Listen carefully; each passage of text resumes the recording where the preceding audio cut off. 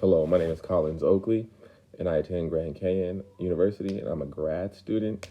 And my class currently is SPD 500, and our assignment was to explain the IEP process. So before I explain the process, I wanted to explain what IEP stands for, and it's an individualized education plan, and it is a plan or a program that is developed to ensure that a child who has a disability identified under the law and is attending any public elementary or secondary educational institution receives specialized instruction and related services.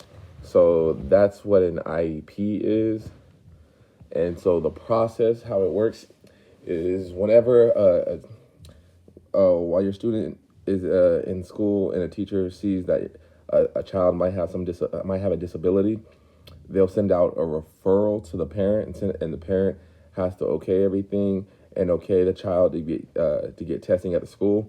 Once the parent signs off on the child being able to get tested and evaluated at the school, an evaluation is done on the child. And when the child is evaluated by different staff members from the school, administration, and other members who are part of the IEP team.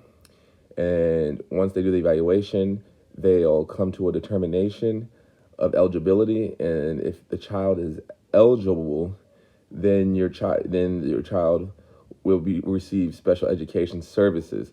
But before the child can receive special education services, an IEP will be formed for your child. And so there's different components of an IEP. There's 8 of them. And so the first one is the present levels of academic achievement and or functional performance. So that's why they do the evaluation and get a baseline to see how your student is. And when we get the baseline, that's where we start at. And then we have annual goals of where we're trying to reach for your student. The annual goals is the second component of the IEP, and it'll be on every IEP. And then the third one is special education and related services to be provided. So that is going to tell you what, as the school or whoever is providing these services, is going to do for you and your child. And those services can range, but they will be documented on the IEP. And number 4 is participation with children without disabilities. So that will let you know, will your child go back into the regular or general education setting, or how will he go back into how will they go back into the general education setting? And then number 5 is the dates and location of where the meeting took place. So what day it took place and where it took place at, and who was involved in the meeting. Number 6 is participation in state and district-wide assessments. So it will talk about how your kid will be doing those assessments.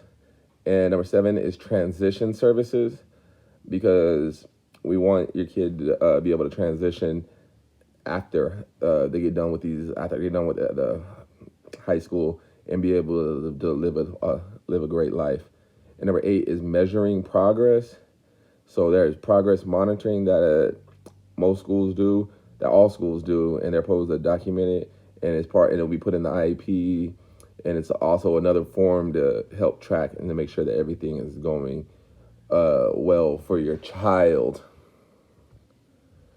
The expectations during this whole process is basically for the parent and the teacher, the special education teacher, the administration, to form a good bond, and keep each other both updated on any new highs, any new lows, and to see how the performance is going for the child, to make sure that the child is reaching those goals and being able to go forward.